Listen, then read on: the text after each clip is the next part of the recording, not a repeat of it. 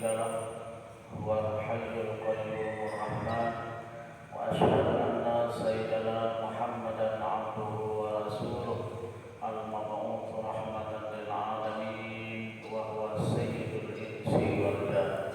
اللهم صل وسلم وبارك على سيدنا محمد خير الأنام وعلى آله وصحبه ومن تبعهم بإحسان إلى يوم القيامة.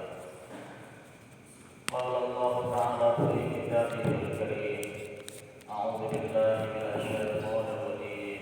بسم الله الرحمن الرحيم. إنما يعمر مساجد الله من آمن بالله واليوم الآخر وأقام الصلاة وآتى الزكاة ولم يخش إلا الله فعسى أولئك أن يكونوا من المهتدين. Aku berlindung pada Allah dari syaitan yang terkutuk dengan nama Allah yang Maha Pengasih dan yang Maha Penyayang.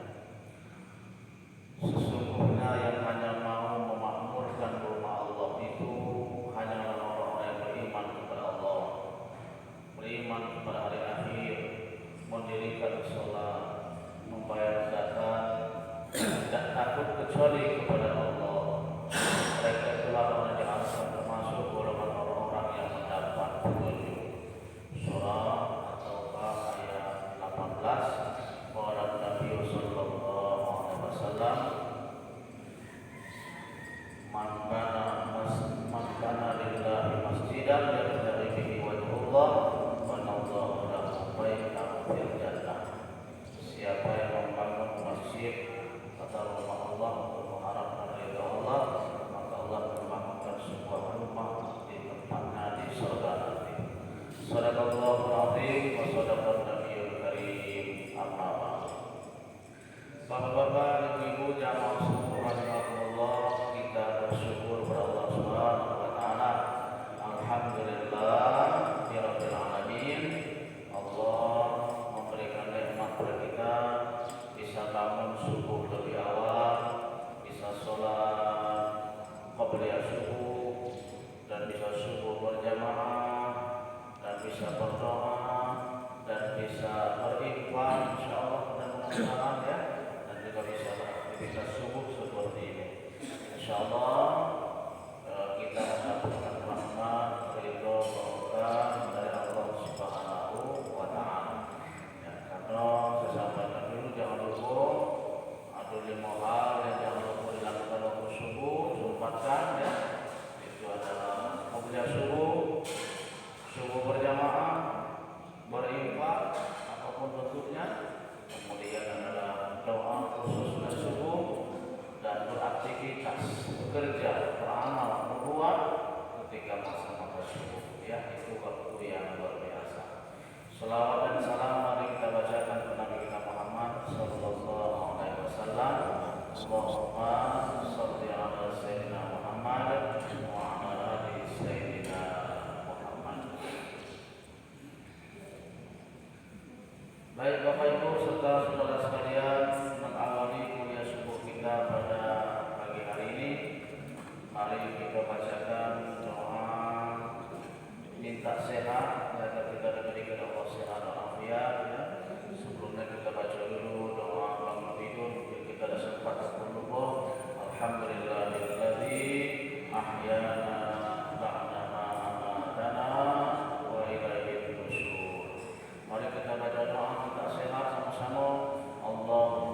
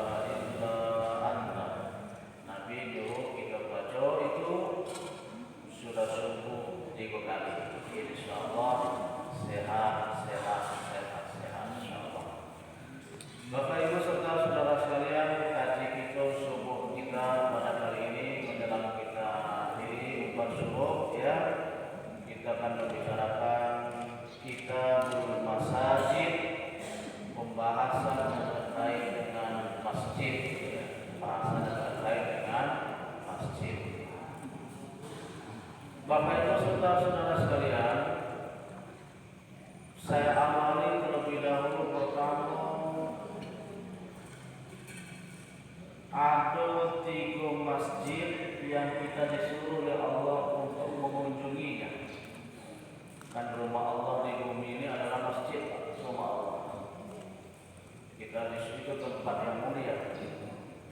Cuman ada 3 masjid yang oleh Nabi kita disuruh menziarahi, mendatangi, datang ke situ, ibadah ke situ. La tasuddur rihal illa fi salah satu masjid. Janganlah kamu berdandan datang menuju masjid kecuali 3 masjid ini. Ada 3 masjid yang penting. Disuruh Nabi kita datang ke situ dan ada kekhususan. Apa itu? Pertama Masjidil Haram di Mekah, yang kedua Masjid Nabawi di Madinah, yang ketiga Masjidil Aqsa di Palestina. Tiga ini kita disuruh untuk mendatangi. Nabi nyuruh karena keutamaan sholat di 3 masjid ini, ini luar biasa. Fadilah dan keutamaannya itu fadilah. Kata Nabi, kalau sholat di Masjidil Haram itu sama dengan sholat kali lipat itu 100.000 kali sholat di tempat lain. Lebih afdal sholat 100.000 kali di tempat lain. Ya Allah, 1 kali kita sholat di Masjidil Haram sama dengan kita sholat 100.000 kali di masjid kita ini. 1 kali sholat aja. Kalau di Masjid Nabawi 1000 kali. Jadi kata Nabi dalam sebuah hadis, "Sholatu fi masjidi hadza", sholat di masjid ini afdalu min alfi sholat fi masiwa, lebih afdal 1000 kali sholat di tempat lain. Ya Allah, 1 kali kita sholat di Masjid Nabawi sama dengan 1000 kali kita sholat di masjid lain. Luar biasa. Nabi nyuruh kita mengunjungi, mendatangi ini masjid. Ziarah.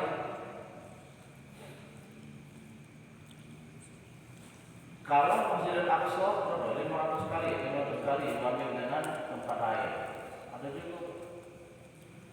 Jadi kita benar-benar datang kepada masjid ini, masjid itu, ya boleh juga datang ke masjid yang datang ke masjid yang umpama, banyak-banyak masjid Indonesia. Bagus. Cuma 3 masjid ini kata Nabi sempatkan. Minimal kamu bercita-cita, minimal berkeinginan, minimal doa, minimal ada kecenderungan hati untuk datangi 3 masjid ini. Masjidil Haram, Masjid Nabawi, Masjidil Aqsa di Palestina. Ngapa Masjid Aqsa juga pusat? Karena Masjid Aqsa ini adalah banyak sekali keutamaan juga, termasuk diantaranya adalah kiblat pertama umat Islam. Jadi Nabi dan para sahabat lupa awalnya ketika sholat fardu ini itu kiblatnya bukan ke Masjidil Haram awalnya. Itu terlebih dahulu adalah sekitar berapa bulan? 16 bulan. Setelah 16 bulan salat itu Nabi dan para sahabat kiblat itu menghadap ke Masjidil Aqsa di Palestina, Baitul Maqdis. Namun juga Nabi dan jadi ada para sahabat lagi sholat, jadi wahyu turun. Jadi nggak lagi sholat para sahabat di masjid itu turun lagi pertengahan sholat, turun wahyu. Ada wahyu Al-Quran turun menyuruh merubah kiblat ke Masjidil Haram lagi, jangan lagi Masjidil Aqsa. Turun ayat dari Allah, "Fawalli wajhaka syatral Masjidil Haram", mulai kini ada menatap wajahmu ke Masjidil Haram. Akhirnya para sahabat karena patuh dengan firman Allah di wahyu di syariat, akhirnya balik kanan. Tadi menghadap ke Masjidil Aqsa di situ, langsung balik kanan menghadap ke arah Masjidil Haram. Makanya masjid itu sekarang masih ada dikenal dengan Masjid Qiblatain, Masjid Dua Qiblat. Ya, ada 2 qiblat. Sini juga ada qiblat seperti ini, Kenapa Bu? Karena pernah terjadi 2 kali kiblat di situ ya. Pernah menghadap ke Masjidil Aqsa, pernah menghadap ke Masjidil Haram. Maka masjid itu masjid qiblatain. Kalau Bapak Ibu pergi haji atau pergi umrah, insyaallah dibawa ziarah ke situ. Ya, datang ke situ. Qiblatain. Kiblat pertama umat Islam. Maka kita juga perlu datang ke situ. Alhamdulillah Bapak Ibu, kalau Masjidil Haram, Masjid Nabawi ini bagi Bapak Ibu yang sudah haji, sudah umroh, alhamdulillah, lah berkali-kali pulau kita datang ke situ. Alhamdulillah ya. Kalau sudah sana haji atau umroh. Alhamdulillah dengan nikmat Allah dan berkah Allah, saya alhamdulillah beberapa kali pulau datang ke Mekah, ke Madinah. Alhamdulillah berkali-kali pulau sholat di Masjid Nabawi dan sholat di Masjidil Haram itu. Cuman ke Masjidil Aqsa itu yang belum siapa, belum siapa. Pada penting juga bagus ya. Memang kita mana ada suasana perang, ya konflik, ya Israel atau Israel. Mana datang ke muda, tapi ada juga yang bisa datang ke situ. Ada travel umroh yang bisa datang ke situ. Ada juga ya. Saya tanya itu, kenapa bisa? Mereka kan perang sama Palestina, orang itu tidak ada masalah. Bisa. Bagus memang kita berencana, punya cita-cita. Nabi juga hadis sahih datang ke ziarah ke situ. Jadi kalau ada level umroh yang plusnya ke Masjidil Aqsa boleh dari. Ada hamba Allah dulu ingin mengumrohkan saya. Jadi kata beliau begini, hamba Allah, Pak Ustaz Rian, cepatlah tamat S3 itu, saya masih kuliah. Kalau Pak Ustaz tamat S3 saya nak mengumrohkan Pak Ustaz yang plusnya ke Masjidil Aqsa. Ke Masjidil Aqsa. Wah, senangnya Pak, alhamdulillah senang daripada hamba Allah yang mengumrohkan saya yang plus ke Masjidil Aqsa. Nabi melakukan itu. Cuma ketika saya tamat kuliah kemarin, kopi, udah cerita kopi coronanya, udah cerita sampai ini, tak nanya di daerah, gitu kan? Memang ada rencana, ya. Dia Masjidil Aqsa. Jadi luar biasa ya, tidak halal, tidak nabawi, tapi jangan kayak tetangga saya di dusun kemarin. Balik dari Mekah, balik dari haji, tidak sholat ke masjid lagi kawan. Bola rapel, bola banyak, dapat kemarin. Ya, itu meleset, haji meleset. Salah begitu pemahaman. Ini terutama. Itu yang pertama. Yang kedua tentang masjid ini kita dianjurkan disebut oleh Nabi pahala mendirikan masjid. Itu luar biasa. Pahala mendirikan masjid. Nabi menyebutkan dalam hadis beliau, "Man bana lillahi masjidan, dia bercari bihi wajhullah, banallahu lahu baitan fil jannah." Siapa yang membangun masjid, membangun rumah Allah, ikhlas untuk mengharapkan ridha Allah, ya, maka Allah akan membangunkan baginya sebuah rumah di surga. Ada villa di surga karena dia membangun masjid. Baik membangun masjid secara langsung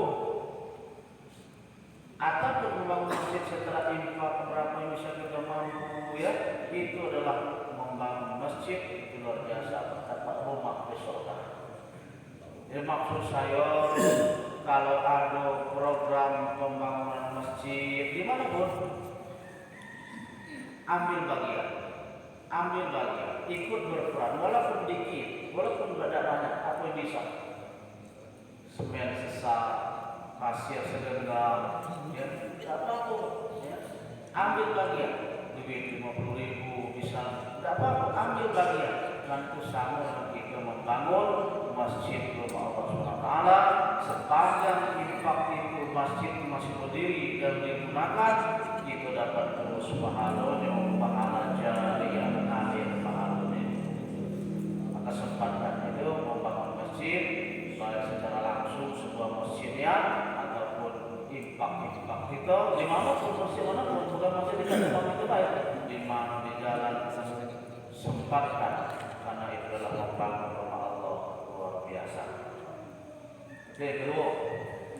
Yang ketiga, Bapak Ibu tentang masjid ini, apabila kita masuk masjid maka disunnahkan kita sholat tahiyatul masjid. Ini penting. Ini mesti sunnah muakkad, sangat dikuatkan sekali membangun sholat tahiyatul masjid. Kata Nabi dalam hadis, "Idza jaa ahadakum al-masjidah, idza jaa ahadukum al-masjidah falyusalli sajdataini qabla an yajlisa." Apabila kamu masuk masjid, maka sholatlah 2 rakaat. Rakaat ini dalam hadis lain sebelum dia duduk. Jadi sebelum duduk hendaklah sholat tahiyatul masjid. Luar biasa Pak, teman-teman, menghormati masjid. Menghormati masjid. 2 rakaat. Qabla an yajlisa, sebelum dia duduk. Makanya Bapak Ibu, kalau kita datang ke masjid orang sudah azan, ini maka saya perlu menyampaikan juga ya. Itu tunggu dulu azan. Ini ada kawan saya mengatakan, pokoknya kalau masuk masjid itu langsung menunggu azan, menunggu sholat. Saya kurang cenderung dengan hal itu. Sebab ada hadis lain juga kalau ada azan terkumandang, dengarkan dulu azan itu, ya. Ya, apa jawab dulu azan itu, ya. Fa idza sami'tum nidaa fa ajib da'i Allah. Kalau kamu mendengar azan, maka jawablah panggilan Allah itu. Ya, jawablah atau ikuti dengarkan azan itu. Jadi kalau masuk masjid kalau orang lagi azan ya tegak dulu, ya. Dengar dulu azan itu, baru selesai azan kita nak sholat tahiyat masjid, akan langsung qabliyah, ada tahiyat masjidnya kalau ajo, itu boleh juga, ya. Boleh. Jadi jangan kaku dalam memahami harus duduk enggak. Jadi kalau bisa langsung menghormati masjid, langsung sholat. Tapi kalau ada sumpah orang koma misalnya ya, maka boleh sebenarnya tahiyatul masjidnya kelak aja sudah sholat. Biasa boleh. Cuma kita tidak lazim, ya. Kita tidak lazim, tidak biasa. Padahal itu boleh ya. Kita tahiyatul masjid. Sholat tahiyatul masjid tadi belum sumpah, boleh. Boleh. Kalau mau ya, kalau mau. Apalagi misalnya kita ini kan lepas waktunya sudah subuh, sudah azan dan qomat pun sangat lepas dulu ukuran 2 kali untuk sekali sholat aja, ada sempat 2 kali misalnya. Maka macam mana cara Ustaz? Kami nyampai orang hendak koma, orang sudah azan. Apakah di masjid yang kami kerjakan apa qabliyah subuh? Maka dalam kondisi seperti itu, kalau bisa dulu, bagus itu. Tahiyat dulu baru qabliyah kalau bisa. Tapi kalau tidak harus memilih, pilihlah suruh qabliyah subuh terlebih dahulu, ya. Qabliyah subuh. Sambil minum.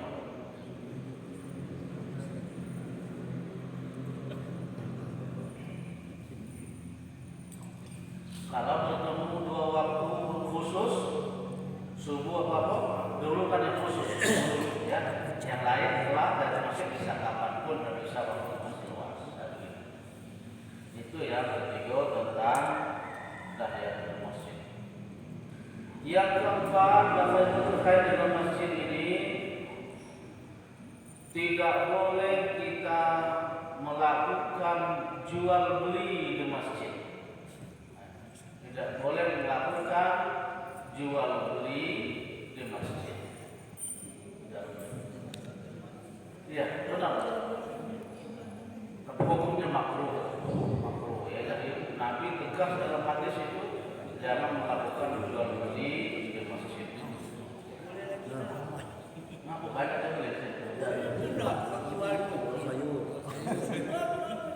Kita baca hadis dulu.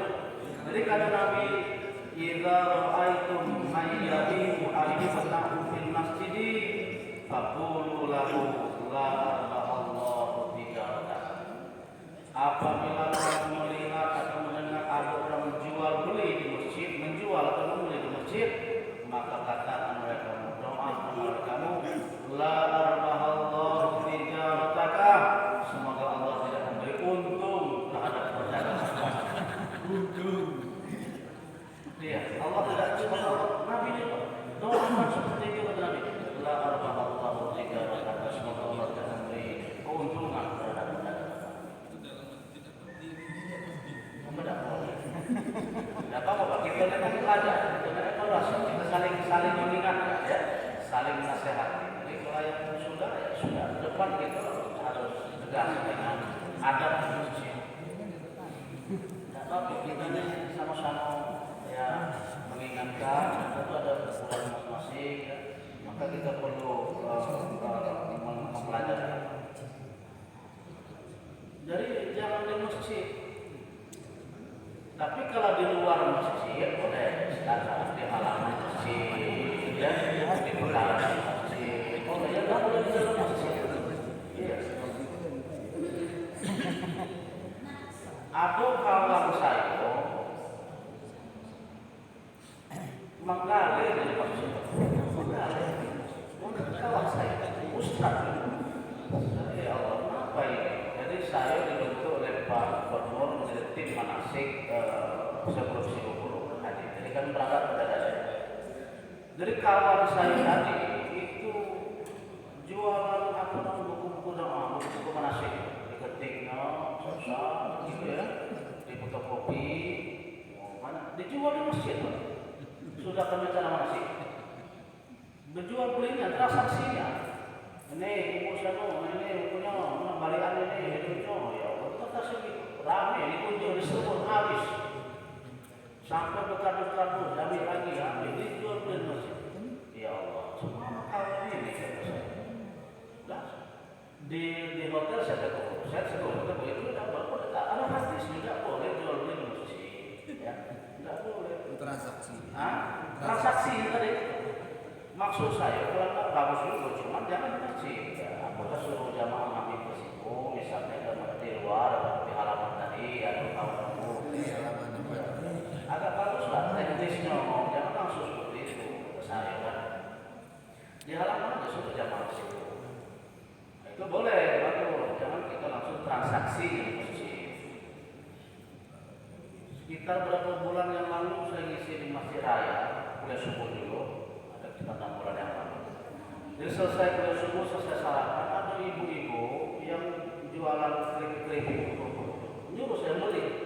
Ustaz pernah beli ini kerupuk buatan kami di masjid, Pak. Walaupun di samping serang saya tadi. Wah, ini aku ibu tidak tahu, kata saya. Ya. Akhirnya saya karena kasihan juga harus dibeli. Saya ajak keluar di halaman masjid. Sini masjid dulu, kita ke masjid dulu. Nah, saya beli di situ di luar masjid boleh, ya, di halamannya boleh. Jadi yang penting jangan di dalam, di luar boleh, di pekarangan dan di halaman boleh.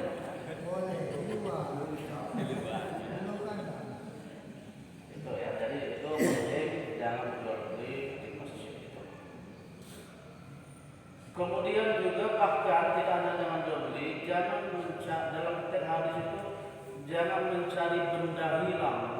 Maksudnya ini sebenarnya dikaitkan dengan hadis, tidak boleh kita ke masjid membawa barang-barang mewah, yang memakai pakaian yang mewah-mewah, yang sifatnya show, yang sifatnya ria, ya, pakai emas sekian puluh kilogram, ya. Nah, itu kata Nabi kalau ada orang mencari benda hilang seperti itu di masjid, mencari emas sekian kilo itu ketemu, ya, kata Nabi, apabila kamu melihat ada mencari benda hilang dari barang mewah di masjid, maka katakanlah kepada itu, doakanlah, la raddahallahu alaika, semoga Allah tidak menemukan barang yang hilang. Semoga Allah tidak membalikan kepada kamu barang yang hilang itu, ya. Fa innal masajida lam tubna li hadza, karena masjid bukan dibangun untuk itu. Sandal hilang. Sandal hilang. Sandal bukan hilang. Salah satu. Tidak keluar.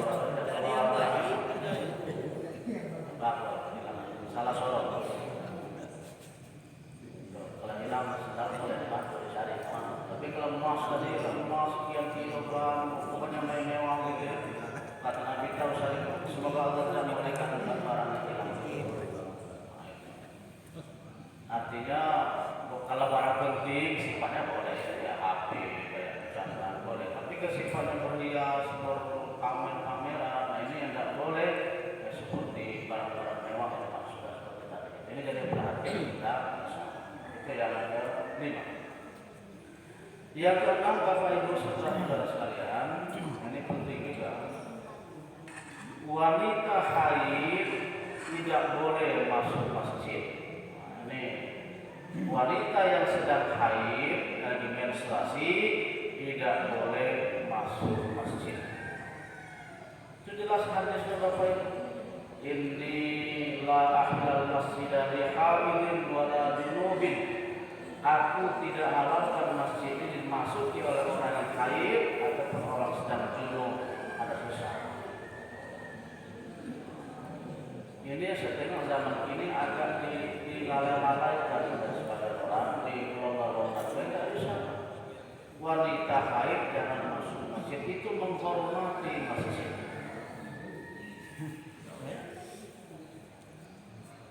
Atau ibu-ibu protes, nanya Pak Ustaz, Nabi melarang wanita haid masuk masjid itu karena takut netes, takut kotor masjidnya.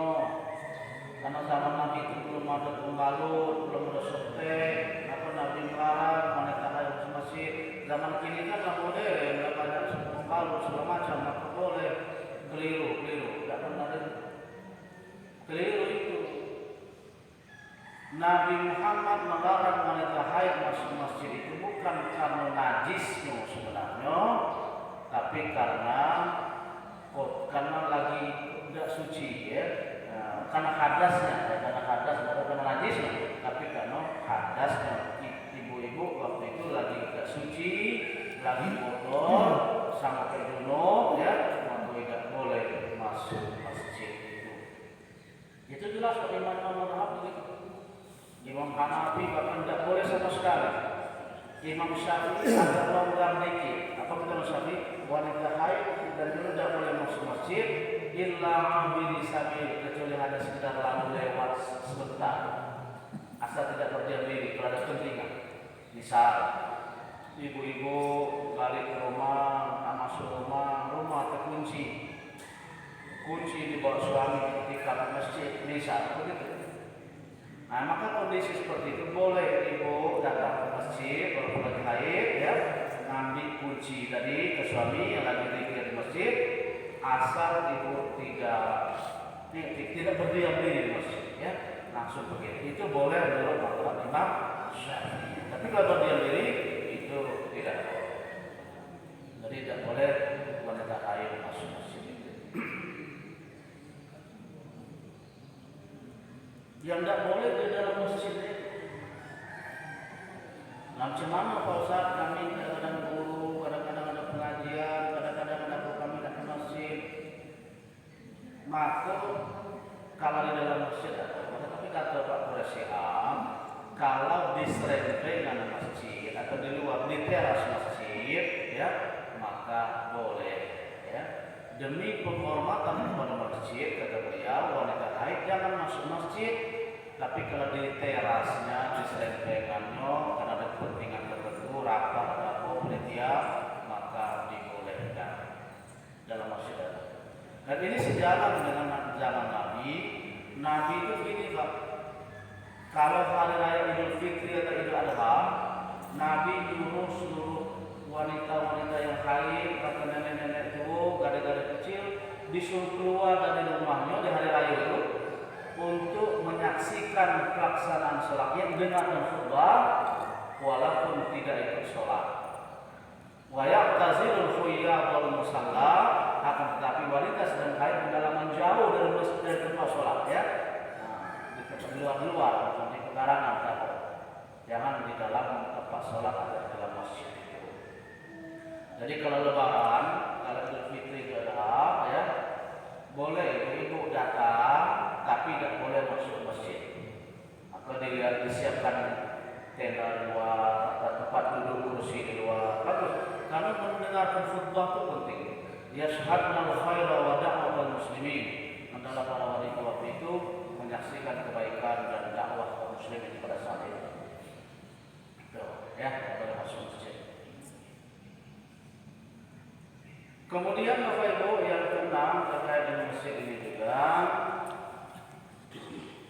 boleh bahkan disunnahkan melakukan akad nikah di masjid atau walimah di masjid. Bagus Pak.